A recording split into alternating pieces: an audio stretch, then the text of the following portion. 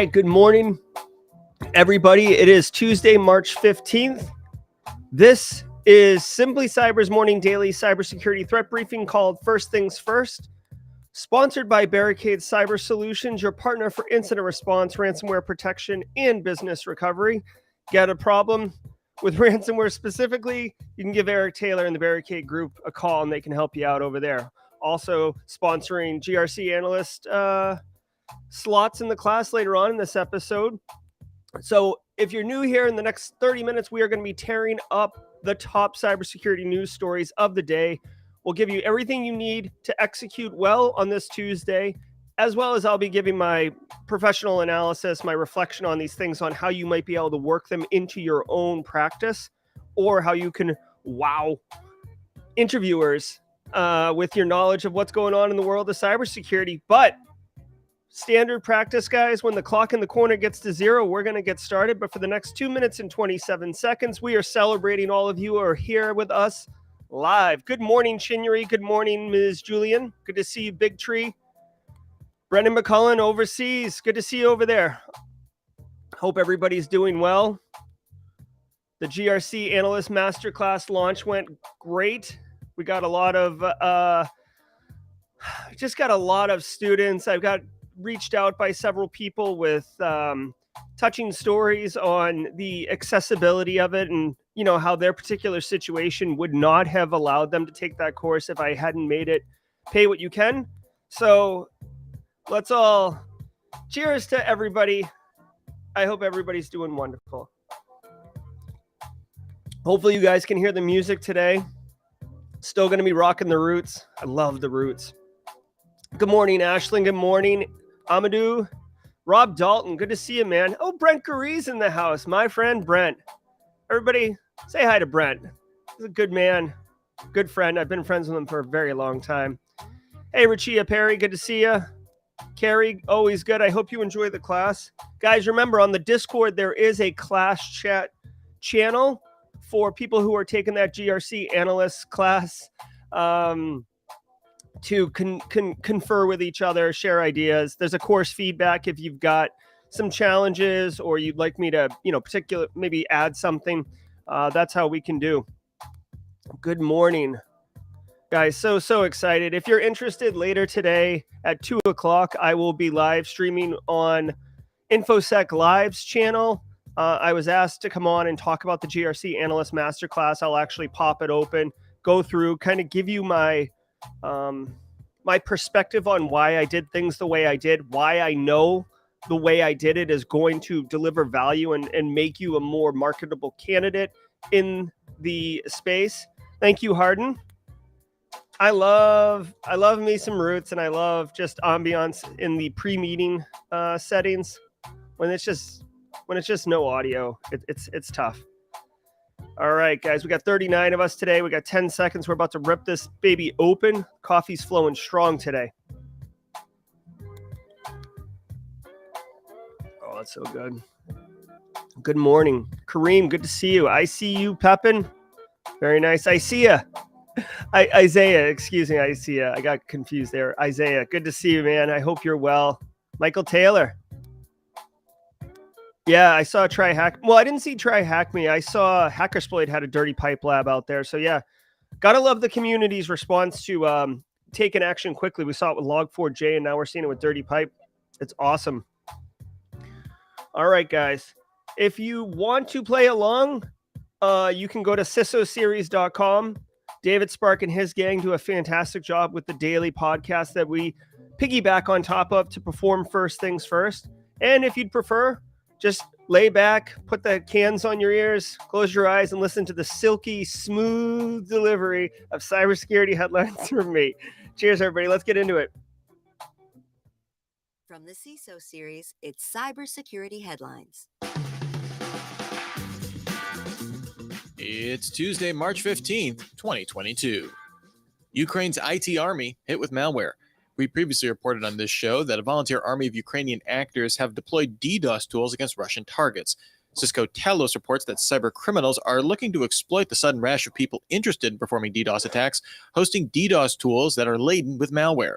These are often hosted on Ukrainian Telegram channels. These are being spread, posing as legitimate or at least safe to use DDoS tools like Liberator, which is being spoofed by threat actors against Ukrainians. Once infected, the malware dumps credentials and other crypto-related information back to C2 servers. Some security vendors warn that there is little way to distinguish safe from malicious DDoS tools. Okay, so here's my shock face.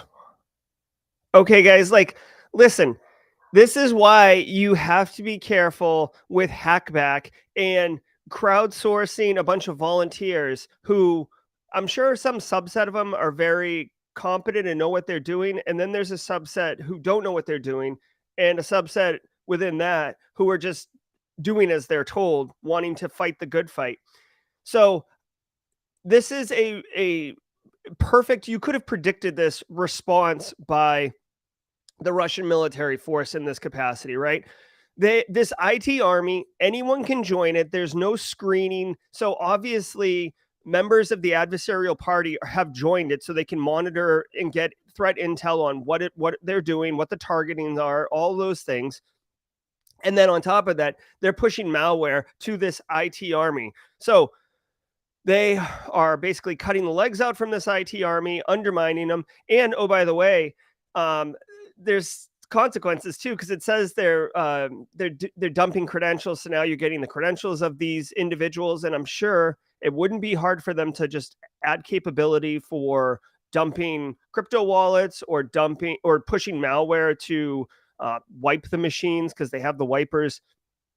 Any sort of thing that they want to do. I would imagine that they're not going to want to wipe, just because if they do that, they kind of, yes, they remove the IT army, but they still have the ability to get threat intel and kind of control how that army is being able to respond if they don't wipe, right? So I could even see a scenario where somebody who's a agent, essentially, like in the Russian military side, garners respect and leadership within this Ukrainian IT army's Telegram channels and starts being able to direct them, perhaps pushing them through disinformation to targets of non-value or even Ukrainian targets and having them attack themselves. So I'm not surprised by this. It's interesting that it's happening, and, keep an eye on it. Mobile endpoints see a lot of malicious apps. A new report by the security firm Zimperium found that in 2021, 25% of mobile endpoints have encountered a malicious app. The report also found a 466% increase in exploited zero-day vulnerabilities on mobile endpoints in the year, with iOS devices accounting for 60% of victims. With phishing on the rise, it's unsurprising that 75% of phishing websites seen in the study were specifically targeting mobile devices. Overall, 42% of enterprises reported either mobile devices or web apps led to security incidents in 2021. Okay, so this is a great little bar chart for people to, bookmark or whatever. Guys, it's 2022. Bring your own device, which is basically you have your own cell phone and you're able to integrate it with business apps and corporate assets. That's very appealing to businesses because it costs them $0 to maintain that technology footprint. They don't have to do software, they don't have to do hardware recycles. They don't have to manage them. Yes, they use mobile device management to ensure that, like, there's pins on them and then they can wipe corporate data off of it. But there's a huge financial gain by allowing staff to bring their own device. But at the same time, you're now transitioning the responsibility of management of that device to the end user, which, with all due respect, end users aren't all tech savvy. They're not all concerned about keeping their devices patched, et cetera, et cetera. So it's no surprise that there's a 466% increase in attacks on mobile devices. I know that this is a bit of a gross overstatement, but everybody has mobile devices at this point, right? Even in developing countries, Android devices that are not like Samsung and Google Pixel, there are other brands of Android devices that are very affordable. In fact, if you look at the adoption of mobile devices worldwide, the United States has a huge Apple iPhone footprint, but then the rest of the world is mostly Android, and it's because of the price point. So, having said all that, it's no surprise mobile devices, you've got to be careful with managing mobile devices in your environment, educating your end users on keeping it patched. I've said it on the show before. If you are running like these offshoot kind of non-Samsung, non-Google Android devices, you're going to run into a problem where you're not able to keep the operating system upgraded alongside the upgrade schedule that Google's pushing out because of the proprietary unique stuff that the vendors are putting on top of the operating system. When you upgrade from Kit Kat to ice cream, it will break that additional functionality, and then they have to re-engineer it. So it's easier and cheaper for them to just not allow you to upgrade. So you've got to be careful with all that. And that's all I'll say about that. This is no surprise. As basically, here's the key takeaway, guys. Any technology, I don't care if it's a phone or like these VR goggles that are all the rage now, right? If everybody in the world had VR goggles starting next week because metaverse was like the new place we're doing work, I guarantee you there'd be a surge in VR goggle malware. It's bad guys attack where the attack surface is. It's simple as that. Be vulnerable to Spectre version 2. Last week, we covered the new Spectre version 2 vulnerabilities that were able to get around speculative execution mitigations through branch history injections. While AMD released a security advisory on it, it believed it was not impacted. However, researchers at Intel demonstrated that AMD's mitigations were still vulnerable to these attacks.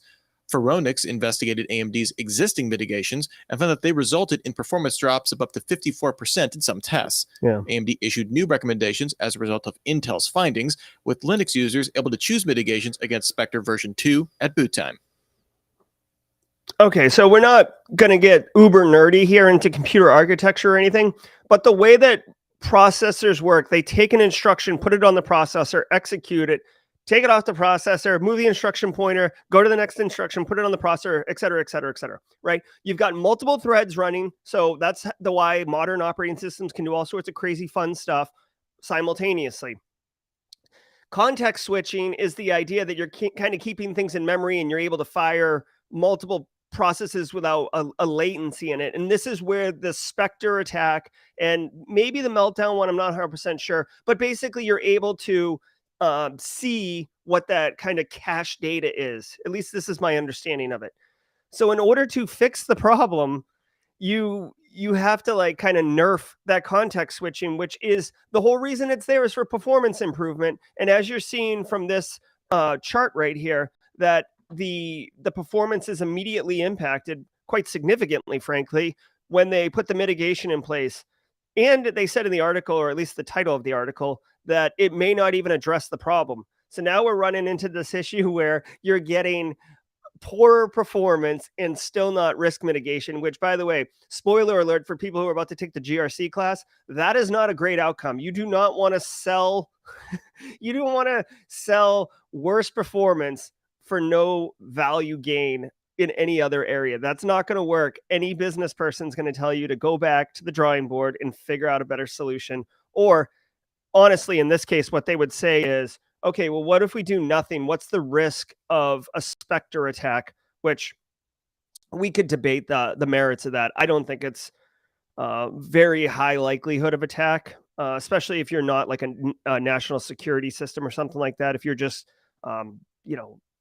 Myrtle Beach dermatology with 3 physicians, right? Like you don't need to downgrade your your chip architecture on your workforce machines. By the way, can we just talk for a second about like how AMD has like a pinup photo of their chip? Like, is this how we're doing it right now? Like, I wonder if people are like cutting this out and putting it on the wall and being like, look at that chip. That's a good looking chip right there. Instagram banned in Russia. After threatening to do so, Russia's communication regulator Roskomnadzor banned Instagram on March 14th in response to Meta temporarily relaxing community standards around violent speech in Ukraine, Poland, and Russia. It's unclear if Russian users are still able to access the service locally through VPNs. According to internal Meta documents seen by Reuters, Meta's global affairs president, Nick Clegg, said the company was narrowing this policy to make it clear this does not allow for calling on violence against Russians in general or calling for the death of a head of state. Okay, so obviously this was a Bloomberg article, which means I can't read it. Bloomberg? Looks okay, so they banned Instagram as promised. Okay, now unfortunately I was goofing around trying to find an article that wouldn't be pig-gated so I could show it on the stream here, but It's no surprise, right? So Facebook's been pulling out Twitter, all the social medias. There's been a massive increase in VPN usage in order to continue to access this. And now Meta's fully pulled out Instagram.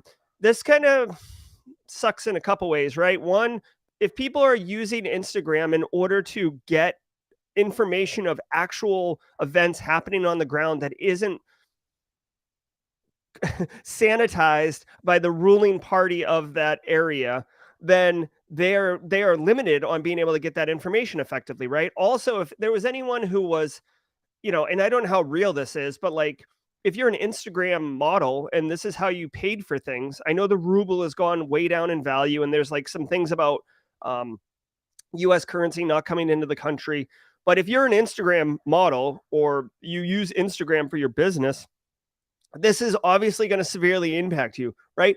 If YouTube tomorrow said, guess what, Jerry, Simply Cyber is over. We're done. We're pulling out of, South Carolina. Like, yeah, it might be able to figure a way around it, but for the most part, it would suck, right? So this is pretty devastating for the population that didn't ask for this conflict. This is obviously devastating for the population that's trying to stay informed and everything. So it's just tough right now. Like if you don't pull out from Russia, you're get like as a business, you're getting questioned why. Explain yourself, right? Cloudflare, for example, has publicly stated that they will not pull out of Russia for reasons, but they're still getting kind of scrutinized in the court of public opinion on why not. Explain yourself. It's very Boolean in the court of public opinion. You either pull out or you're in support of the Russian conflict. So, yep. So this is what Meta's done.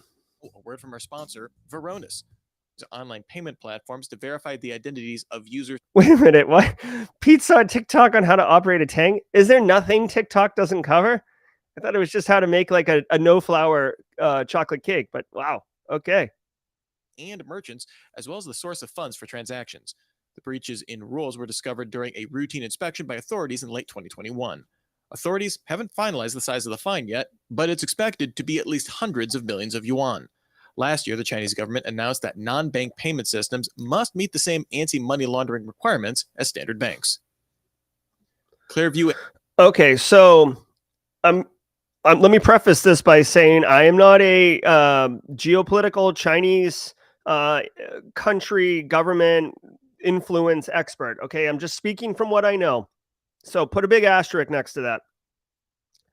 Tencent, as far as I can tell, is like one of the largest companies in China, right? So they make massive amounts of money. And again, China as a government rules pretty strongly over their citizens and over the businesses.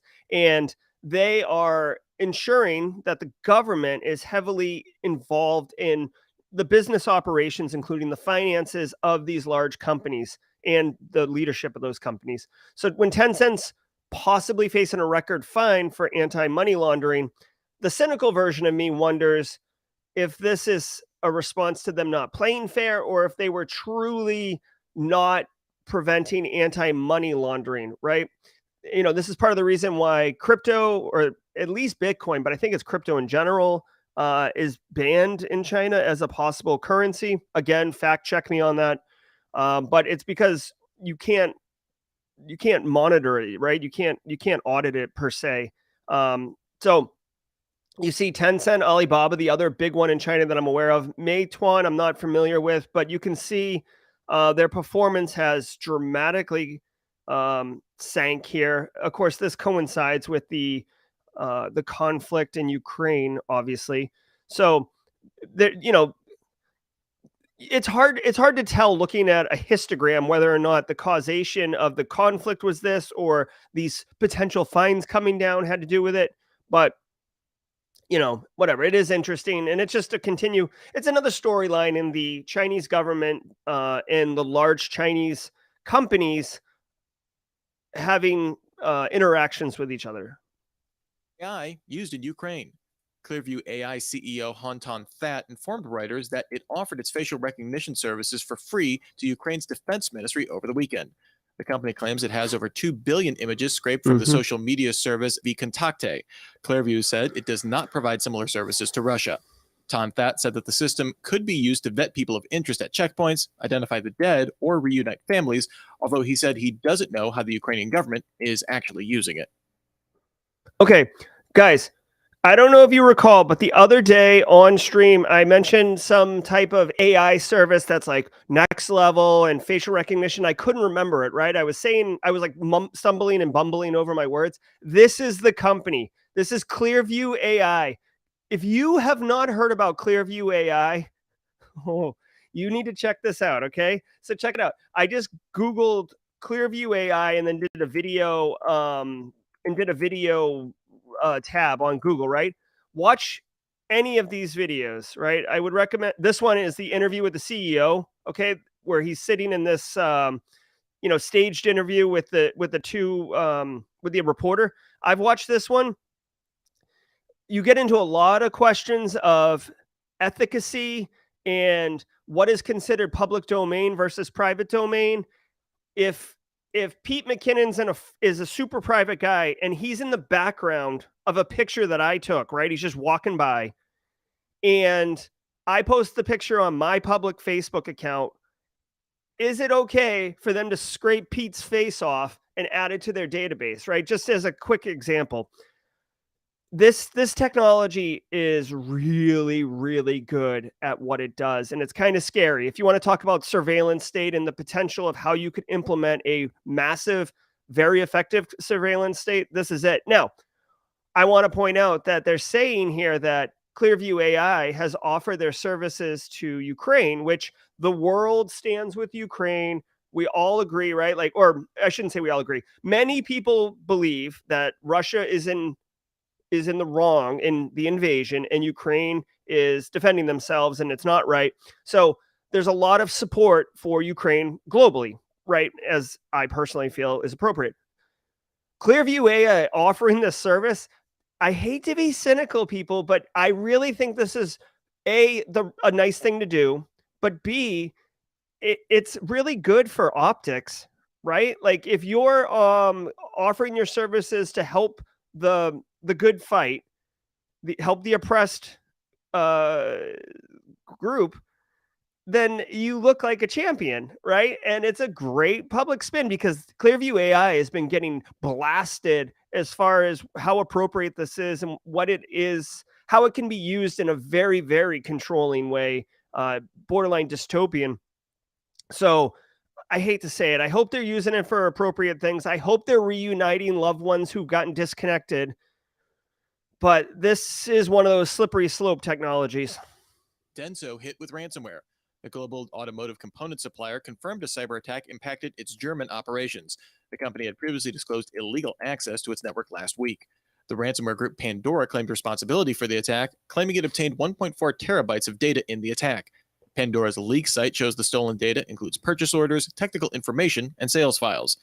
Denso said the attack did not impact its other global facilities and that it will not impact its manufacturing capabilities. Yep. Okay, so another day, another automotive giant who I've never heard of, Denso, but we saw where Toyota's supply chain got hacked. Okay, so they're part of the supply chain for Toyota, so this makes sense. GM and Honda. Okay, so this is going to have downstream supply chain impact. Now, what's interesting, I've worked in manufacturing, people. As long as the widgets keep getting pumped out the end of the assembly line, business will go on. Yes, it stinks that some POs were captured. They're going to have to tighten up and improve some of the AP or accounts payable, financial, money going out the door processes. Be a little bit more cognizant of what those are. But at the end of the day, unless there was some like secret Coke formula or something that they got, for the most part, this isn't awful, right? It says they can still make their widgets or the gizmos. So in manufacturing, it's all about production line, assembly. Like it goes out the door. We're charging for it. If the AP system's busted up or something like that, we'll get it sorted out. Just ship.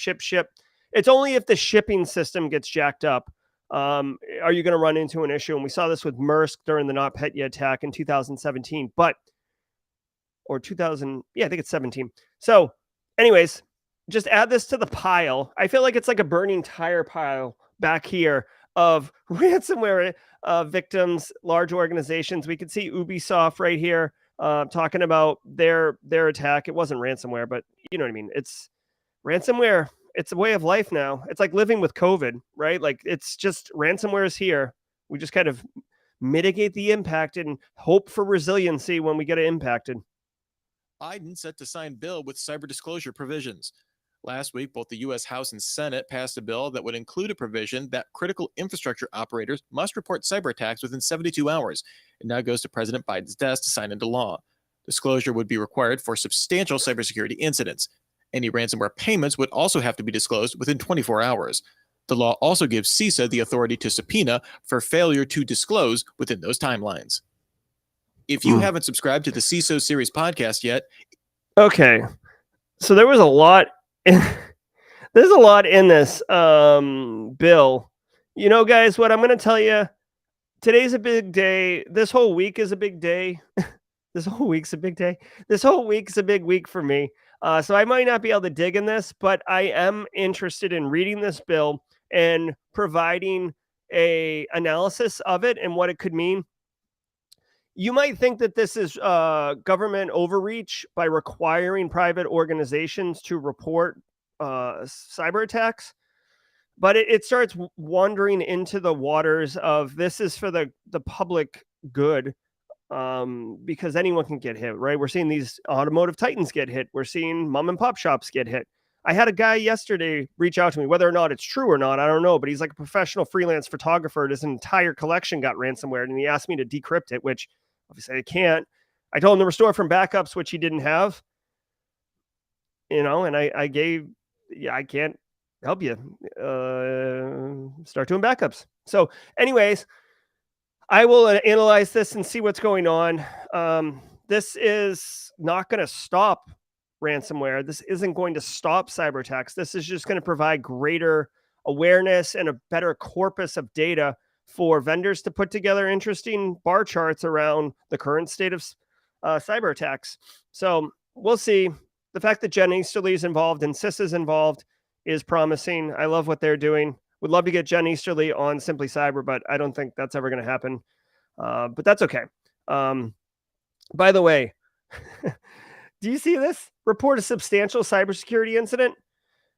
Find me 10 people to define substantial, and I'll find you 10 different definitions of substantial.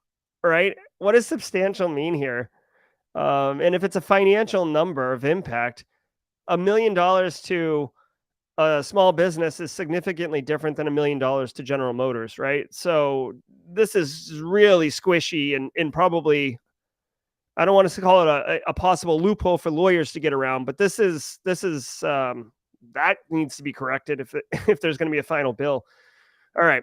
So having said all that, folks, let's get back into the roots. Yep. There we go. Because that is our CISO series stories for the day. Oh, yeah. Feel that jazz. Okay, guys, it's Tuesday, March 15th, but that doesn't mean it's too early to talk about Thursday, March 17th, when John Strand of Black Hills Information Security is going to be joining us on Simply Cyber Live Thursday at 4:30 p.m. for SOC Core Skills. This is a pay what you can course. You guys may have heard of this whole pay what you can course model. People are doing it, I've heard, right? John's coming on. We're going to talk about the entire course and really why the lessons that you will learn in the course actually map to reality and practical implementation, and why when you're done with the course, you are way better equipped to go into that SOC Analyst 1 interview and be like, I got this. The course itself, I've taken the Active Defense and Cyber Deception course. I know for a fact John teaches it in person, so it's a live course. And it's basically like theory of why we're doing something, then a lab hands-on where you're doing the thing he just talked about, and then some meta concept around like, maybe like SOC burnout or false positives, why they happen, or the industry. I don't know. I haven't taken the course, but I know that that's the model each day. 4 days, 4 hours a day, 16-hour course. Absolutely pay what you can. This guy is an absolute treasure for the cybersecurity community. Also, If you're interested, guys, many of you have already signed up. The GRC Analyst Masterclass that I put together is out right now. If you go to simplycyber.io/courses, it'll take you there. You can also go to simplycyber.teachable.com. Long story short, if you want to gain practical skills on how to be a GRC analyst, not unlike the SOC core skills one, frankly, except a different skill, you can take this class. We cover risk, audit, governance. We write a policy together. We make security awareness content together. We execute a risk assessment in some capacity. I think it's awesome. Okay. We, just as an FYI, everybody, I checked it this morning. This course launched yesterday, so less than 12 hours ago. I announced it on Simply Cyber's First Things First at 8:30, so we're exactly at 24 hours. We have 1,000 students who have enrolled in the school and 525 students who have actively started taking the curriculum. I don't know numbers. I don't know if that's good or not, but it sounds like a lot, and I love it. And like I said, I've had several people reach out to me with very, I don't want to call it heartfelt or touching, but like tough stories. There's a lot of people who are dealing with some tough stuff, right? Like COVID, lost my job, spouse left me, and this and this. And, people really opened up to me in the DMs. But the takeaway is people are taking this class. People are going to try to use the knowledge in this class and do something to help their situation. And I love it. I love it so much. Okay. So that's going to do it for this week's episode. Guys, I really should script this, because when I go off the hip, like I always do, I'm all over the place. This has been Tuesday, March 15th. Simply Cybersecurity Threat Briefing. First things first. Again, thank you to our sponsor, Barricade Cyber Solutions. Oh, we're going to do a raffle right now. I can't believe I almost forgot. Guys, if you want, we're about to raffle 4 seats to the GRC Analyst Master Course. I should have mentioned that when I was doing my thing. Guys, I'm all over the place. I'm sorry. Scripts aren't bad. Yeah, scripts aren't bad, but my style isn't that. All right, so guys, what we're going to do is you've got to be on the YouTube stream. I'm going to pull up Nightbot here. We're going to use a keyword, because if you guys were here yesterday, when I did the random number, it turned into an absolute, it was a yard sale. So let's do a keyword, okay? So the keyword is this. By the way, you have to listen. I'm going to only say this once. Only enter once. Only enter once. Okay? If you enter multiple times, you will actually be removed out of the giveaway. There's 88 people in here. We're going to do this, but it's going to be good. Okay? So the hashtag. Hold on. What? Okay. So it's telling me that there's no eligible users to win this giveaway, even though I see David B., Ron Clark, and Toby up in here. So I guess use hashtag, put a hashtag GRC in chat. We're going to go with that. In fact, here, I'm going to share my screen. Can I do that? Yeah, here. I'm going to share my screen just so you can see behind the curtain, right? Because I'm not trying to do any tricky stuff. I'm trying to be fair. Okay, look at this. We've got, I think the blue is people who are entering. Yeah, so hashtag GRC. Get in here. Everybody get in here. Remember, only enter once. Only enter once. All right, we'll give it a second. We'll just let that smooth jazz roll over everybody. Good to see you, Nick. Persistent Bake, Dr. Rule. Yeah, Gary Johnson. So this is going to be for a seat in the GRC Analyst Masterclass that I just released yesterday. Compliments of Barricade Cyber Solutions. Eric Taylor, very generous. Put together a package of 20 vouchers. We're doing 4 a day, every day this week to celebrate the launch of the course.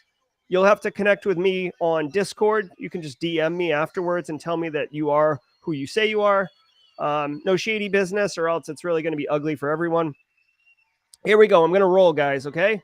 47 people in there right now. Let's do it. See how it works. Please don't fail. Okay, Irish. Irish is our first winner, right? Here we go. I think this is going to be good. Let's do another one. Matthew Hibbert is a winner. Here, let me write these down. Or Josh Mason, can you write these down, please? I can always go back and watch. Okay, so we've got 2 winners, Irish and Matthew Hibbert. Next winner, Brendan McCullen, my friend from the overseas, I think Ireland, right, Brendan? Are you in Ireland? All right, and our 4th and final winner, Axiom Brevity. All right, Axiom Brevity. Congratulations, everyone, to your to the winners. And guys, remember, come back tomorrow. We'll be doing first things first, like we always do, and we'll raffle off 4 more of these wonderful vouchers, compliments of Barricade Cyber Solutions, and we'll also be listening to the Roots. Guys, this has been First Things First. I'm Gerald Auger. Really enjoy you all being here. Let's see you tomorrow or later today at 2 o'clock on LinkedIn when I'm on InfoSec Live talking about the course itself. Be good, everyone.